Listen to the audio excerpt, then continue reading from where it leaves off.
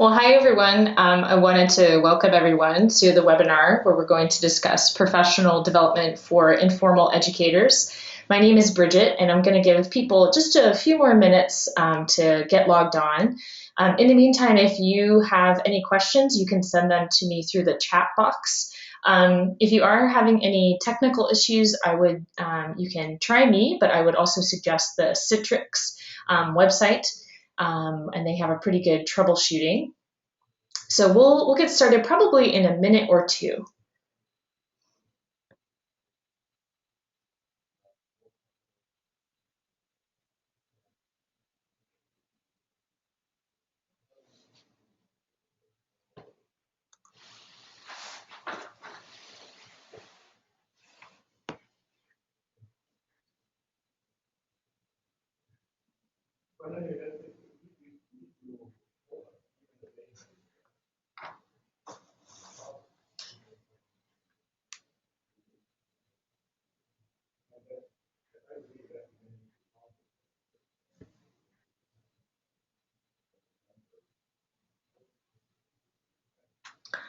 Okay, I'm going to go ahead and get started. I think all of our presenters are here, and I wanted to thank you all for coming, attending the webinar. What we want to talk about today is how informal educators in particular, how they can pursue professional development and some of the resources that we have here at Oregon State University for informal educators to pursue those professional development opportunities. So I wanted to tell you just a little bit about me and my unit. I'm the program manager for professional and continuing education. And so we provide non-credit courses to all kinds of learners, from professional and technical to hobbyists. And we offer proudly the Free Choice Learning Online Certificate, which allows students from all over the world to access the research and the resources of Oregon State University's College of Education program. And it is a non-credit, completely online certificate that runs the year round. And we're really proud of it, and it's a really interesting program. And so today we wanted to bring together a group of local experts in all kinds of informal learning. And the first person who will speak to you is Michelle Milam, and Michelle is here at Oregon State University as well, and she is a PhD candidate, and she leads our Free Choice Learning Certificate program. She's the lead instructor, and she's the person who really is the liaison to the students.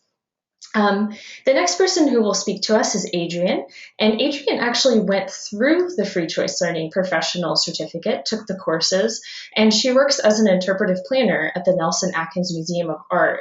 And so she can speak a little bit about her experience in the program, her experience looking for professional development, and then also, how it relates to her role as an interpretive planner. And then we'll also hear from Carrie Carlin Morgan. And Carrie is the Director of Education at Oregon Coast Aquarium, but she's also courtesy faculty here at Oregon State University. And Carrie will really be able to speak from a hiring manager perspective and to really help us think about what kind of skills are we looking for? How does free choice learning and informal learning, how does that translate to the workspace? So what we're hoping is everyone will go through and speak a little bit, and then we're really interested in questions after the session. So once we get through, I think we're going to open it up to questions in the chat room. So keep your questions handy, and then we'll address them all at the end. And so without further ado, I'm going to hand it over to Michelle first, who will walk everyone through the Free Choice Learning Professional Certificate program and give you a sense of the different components that are in that program and just some of the program details. So Michelle? All right, thanks, Bridget. So as you can see on this first slide, I'm just going to talk a little bit about the program components, mainly the courses that we offer. So we have 3 required core courses, and these courses are based on Falk and Dierking's Contextual model of learning, which you can see there on the right side of the slide. And I think it's important to note this because our courses are really derived from the literature that guide the field, so it's really relevant to what you all are doing. This model, the contextual model, outlines 3 contexts of free choice learning: the personal context, the sociocultural context, and the physical context. And what we have done is taken that model and designed courses around each one of the contexts. And those courses are listed on the left side of the screen. So we have designing learning environments, the physical dimensions of free choice learning, examining the learner's own ideas, personal dimensions of free choice learning, and finally, understanding cultural influences, the sociocultural dimensions of free choice learning.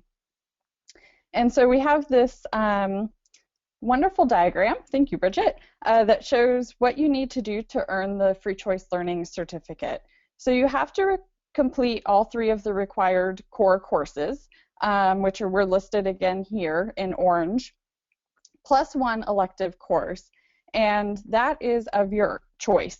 So currently we offer developing STEM curriculum and developing effective evaluations.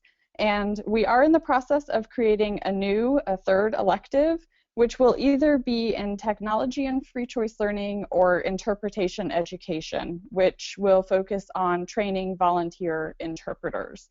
And while I'm on this slide, I want to say just a little bit about the flexibility of the certificate program. So we are happy to work with students enrolled in the certificate to make sure that the courses and the timeline fit their needs.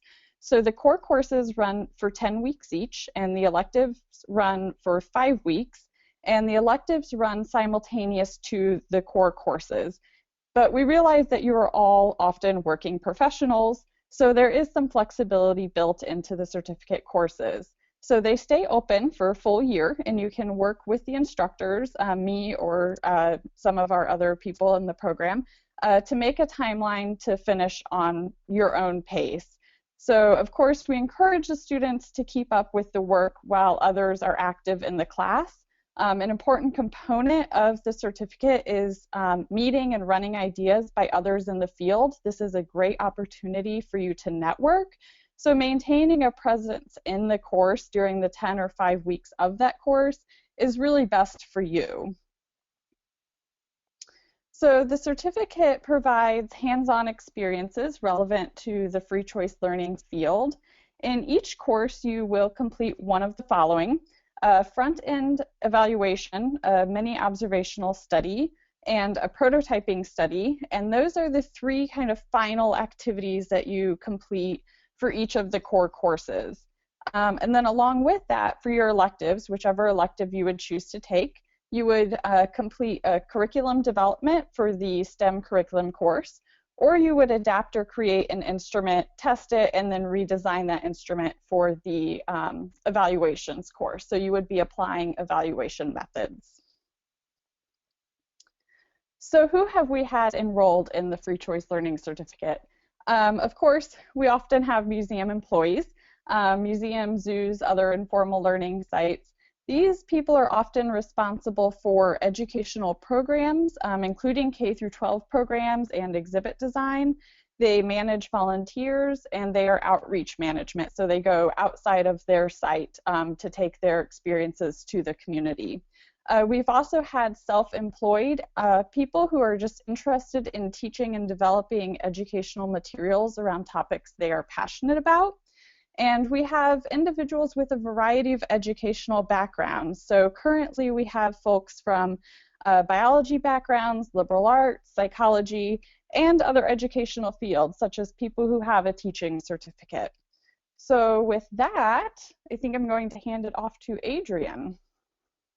All right, thank you. I'm calling in from beautiful Dallas, Texas, and I am in a hotel lobby at the Museum Computer Network, so I apologize for any ambient noise. As Bridget indicated, I am an interpretive planner at the Nelson Atkins Museum of Art in Kansas City, and actually, while I was in the program, I wore another hat at the museum as the coordinator of school and educator services. So I thought about this course both in the context of interpretive planning and school programs.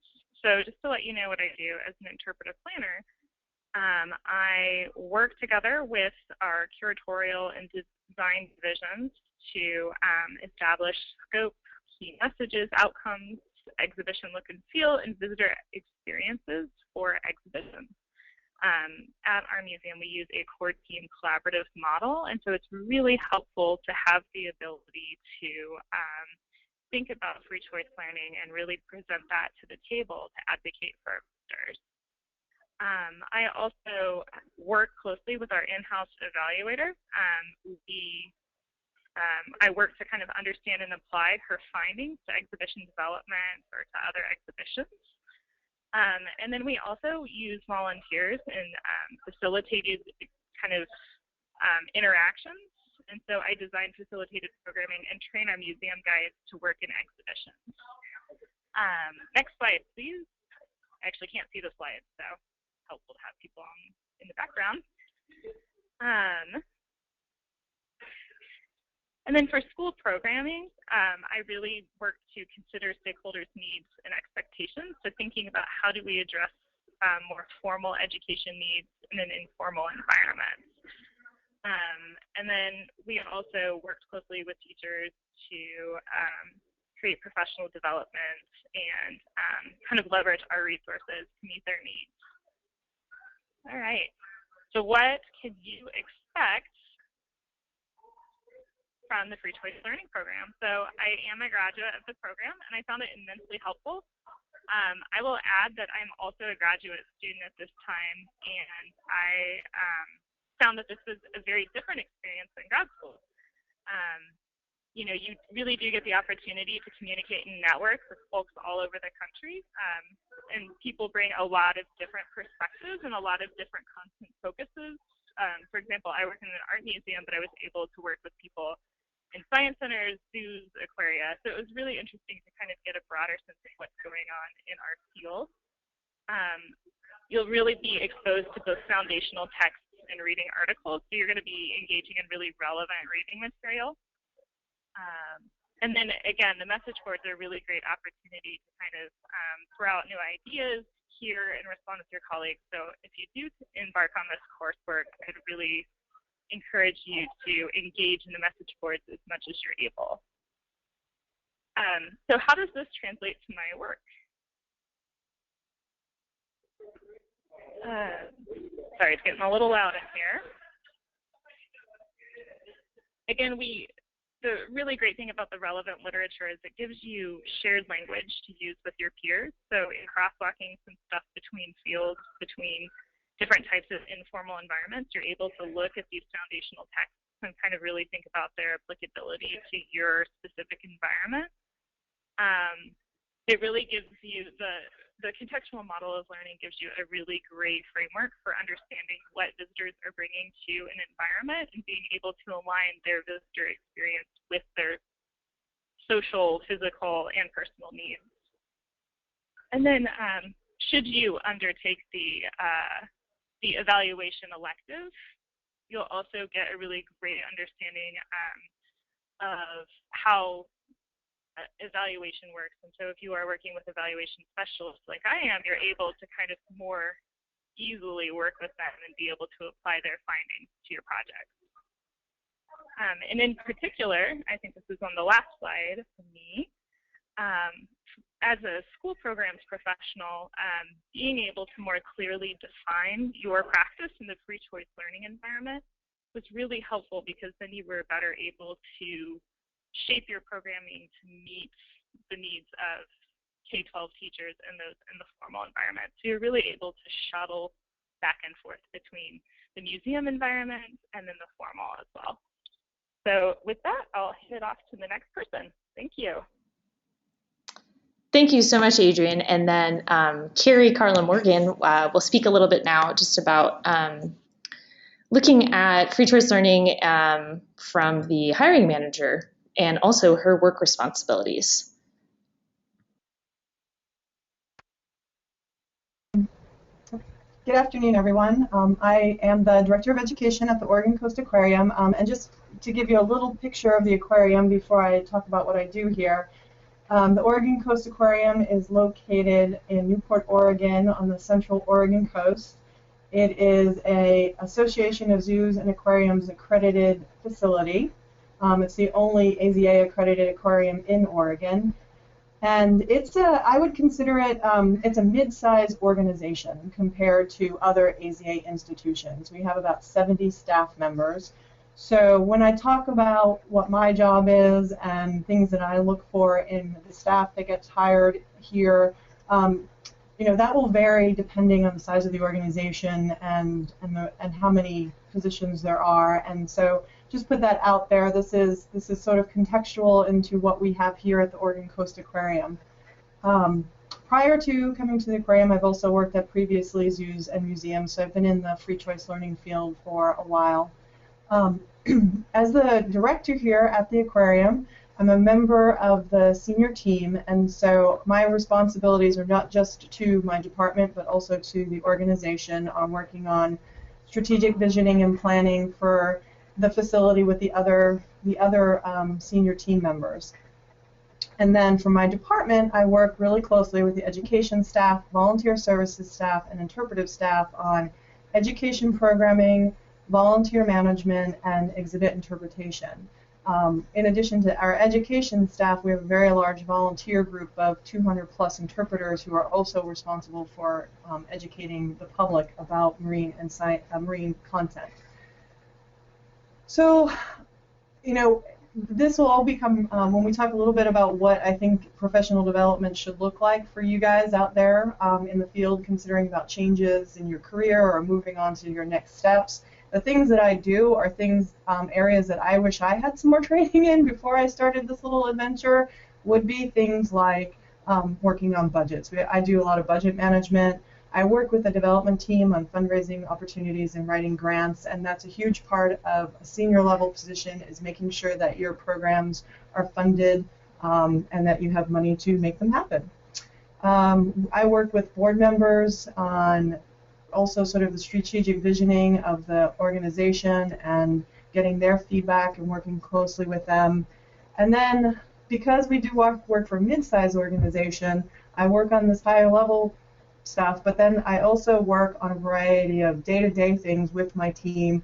I teach volunteer training at least once a training session. I work a lot on editing materials and working on signage with my interpretive planner and writing those and working on interpretive plans. So there's a lot of day-to-day nitty-gritty of making sure the organization has things done, and then a lot of the big picture.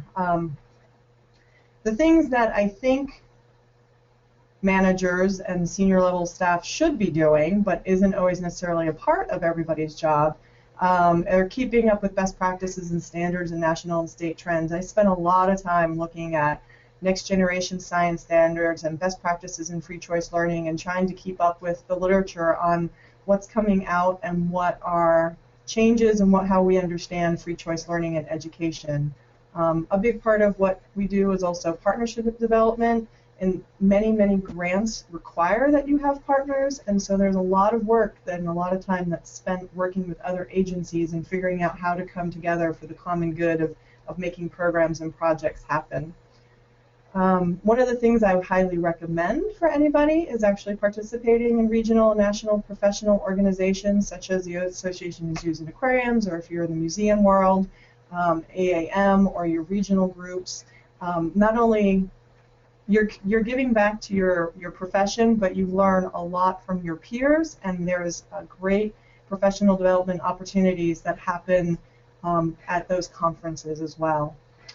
Two things that I get to do here, which are probably not necessarily applicable to many directors or managers in a similar position, I'm also the project manager for our temporary exhibits. Every 2 years we change out our exhibit, and I manage that process, working with all of our departments across the organization to make sure that happens successfully. And then I, as was mentioned before, I have a courtesy appointment with OSU, and so I sit on a lot of graduate student committees, and we actually have a lot of graduate students who do their research projects at the aquarium, so I advise them on those, and actually Michelle is one of them. And then, so what does free choice learning mean at the Oregon Coast Aquarium? It's pretty much everything we do. Even if we're doing programs for classrooms and school groups, free choice learning is what we do here. To be in this field, I think you need to be a generalist and know where to get information that you need. It's not about knowing everything. You can't possibly know everything, but it's about knowing where you can go to get the information that you need. Working in a facility like this, we are pulling things together from all sorts of disciplines and domains, from interpretive best practices, free choice learning best practices, You have to understand what the K through 12 teachers are working on and be able to talk their language so that you can develop programming that ties to them. And then, of course, you have to wrestle with the content and how do you embed the content in all of those techniques that you're getting from those different disciplines of communication and education. So I was asked to talk a little bit about what I look for when I hire staff. Again, this is going to depend on the position and the organization, but for me, content is not the strongest thing that I look for. I think content can be learned and gained. Having a foundation in science, because we're a science organization, is great, but you do not need to come in with a master's degree in marine science. It's not the heavy emphasis for me. I'm not looking for people who are certified as K through 12 instructors. I think if people have that, that is fine, but I don't think it's necessary or required. I think in some ways it's harder to go from K-12 to informal because there is a lot of difference between the way a classroom is run and a program at a free choice learning environment in a free choice learning environment is done. I do look for background and experience with free choice learning education, as well as have educators developed programs, have they given programs, have they written curriculum, can they connect goals and objectives to what they're trying to do with their programming. And then I do look for continuing education. Has the candidate continued to build on their own education through a variety of different experiences, such as a certificate or conferences or other forms of professional development. So what would those professional development opportunities look like? Things that I think educators should be looking at if they don't already have, and some of these you can get through the free choice learning certificate, obviously, is the difference between free choice learning and formal education, why those are different, but how do they touch on each other. I think it's hugely important for educators to understand the differences in the different stages of childhood and what each stage can accomplish and how they should focus their programming, so developmental psychology. Curriculum writing, can you write goals? Do you know how to identify your target audience? Being a good interpreter and good communication skills, obviously internally within the organization, but also then to our visiting guests. Evaluation is huge. We don't do enough of it as an industry, and I think that a lot of people aren't necessarily comfortable with doing it. So any professional development on evaluation would be great. And then what are those practices that are out there right now that we know are good and effective for communicating to our audiences? Managers really should have at least an understanding of all of those things so that they can talk to their frontline educators and can relate to them and understand what's going on the front line. But in addition to that, in positions like mine and my other managers, you need to have leadership skills. Budget management is huge, and it's not one of those things I got through my program when I went through school. And as well as marketing, you have to sell your programs and you want people to go to them, and not every institution has marketing staff or the resources, so you also should understand how you can get your programming out there, and particularly in this digital age, knowing and understanding those mediums for getting your messages out there is huge. So that's what I had for you today. Well, I wanted to thank Carrie, Michelle, and Adrian, and I wanted to say just a few things, and then we have 2 questions already, and so if anyone else has other questions, please feel free to start typing them, and then we'll definitely address those. I wanted to touch on something that Adrian mentioned, which is that she is a graduate student and went through the certificate. For this program, it is fairly common for students to have advanced degrees, to have a background when they enter. And those backgrounds, as Michelle has probably seen and others, they're very diverse of what people can do. And then the other thing that I wanted to mention, because I'm not sure I made it clear earlier, is that because the program is completely online, and because the courses are offered, the core courses are offered every year at the same time, so fall, winter, spring, that students or participants can start and stop the certificate when they like. So I know that for some informal educators, spring is a very crazy time of year, where for others, fall is a bad time of year. So there are people who, instead of finishing the program, 1, 2, 3. They take a few years to go through it. So the program, as Michelle mentioned, is very flexible. So I wanted to start by answering a question from Jennifer, and I'll probably hand this to Michelle after I talk about it for a second. Jennifer's question is, there are only, we talked about 2 electives here today, and there are 4 electives listed on the website. And so, Michelle, can you talk just a little bit about maybe a little bit more in depth about the other thoughts that you guys had for 2 new electives, just a little more details? Yes, so I don't know which 4 are listed on the website. I have not checked recently. Is the field trips course still listed, Bridget? The field trips course is there, and conducting research in a museum is there. Museums. Mm-hmm. Okay. So what we found with the field trips course is that it's not really just the audience that we're drawing for this particular certificate. So we weren't really getting enough people enrolled in it, and we didn't run it this fall term for that reason. And so that kind of just got us thinking that maybe we're not offering programs or courses that everybody out there needs for what they do in their institution.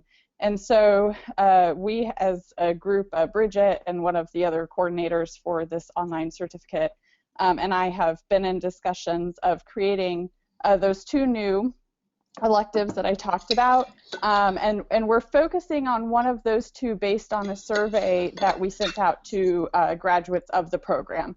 So we essentially asked, of these 5 things, what would you have liked to have offered to you?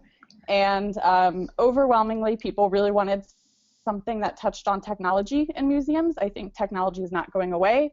Museums are going to have to figure out effective ways to incorporate technology into what they do.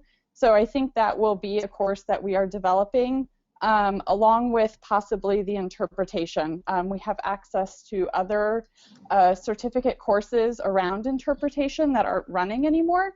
And so I think that we may redevelop those for so that they are useful to people that we are getting into our certificate, mainly volunteer managers. So with the research in museums, I don't know what has happened to that. I think that we on our end still have a lot of interest in it. It's a matter of developing it and whether or not knowing it would attract enough people to make it worth our time.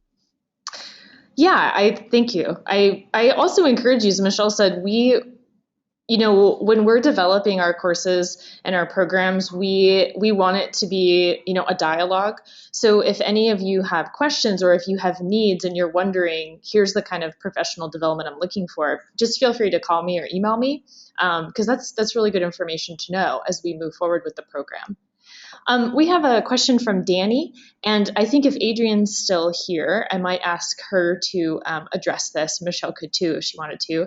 But Danny was curious, how much interaction is there between students as well as with instructors during the online classes? So Adrian, do you feel comfortable answering that? Yeah. So I completed this program about a year ago, but in my experience, the majority of the interaction is between the participants in the class, and then is each program module still facilitated by like a TA? Is that correct? Yes. No. So I don't have a TA assigned to me, so I'm the only one instructing and therefore the certificate now. Yes. Gotcha. So whoever the program or the module facilitator or instructor is will often jump into the conversations at different points and will respond to message boards as well as answer questions, in my experience, individually as well. So I thought that there was a really good balance between interacting with the instructor, but the bulk of the interaction came with peers. I hope that answers the question. Yeah, great. Thank you. And Michelle, did you want to add anything to that? Yeah, I can just add to that.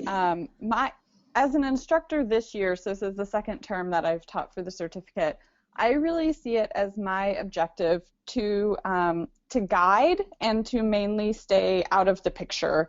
I really allow for the students to support and run ideas off of each other, and I just jump in when I feel like I really have something that can change their thinking or tweak it just enough to get them onto to be moving forward. And so I really allow the students to interact, and that's just my role. Every instructor in the future may not be like that, and they may be a little bit more involved or a little less involved. But I really see it as being guided by the students talking to each other and me just kind of being a moderator. We have a question from Joanne, and her question is, would you recommend working in the field of informal education while going through this program? So I'm not sure which of you would want to take that question on. I can jump in here. This is Carrie, Okay. and I'll take a first crack at it if that's okay. Okay, go ahead, Carrie, then we'll have Adrian. Sure. Oh, okay. So I actually have a staff member who went through the certificate program while she worked for the aquarium, and I think it was beneficial for her because it actually gave her a lot of real-life context to apply her assignments.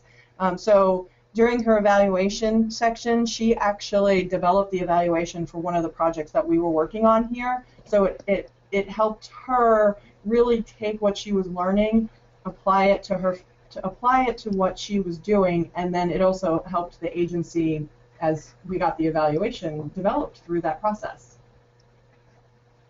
Great. Adrian, did you want to jump in too? And I'll second what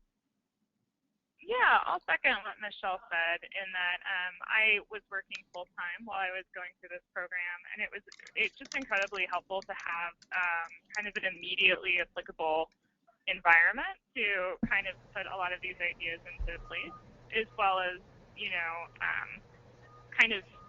there are a lot of things about the contextual model of learning that I had kind of intuited through working in museums and informal environments over my career, but really had those ideas solidify and coalesce through the readings. And I'll add that I was really encouraged by my employer to participate in this program, and so I was able to integrate a lot of the practical activities into my day-to-day work. So like Michelle, or sorry, I forgot who was just speaking. Carrie. I'm sorry, Carrie.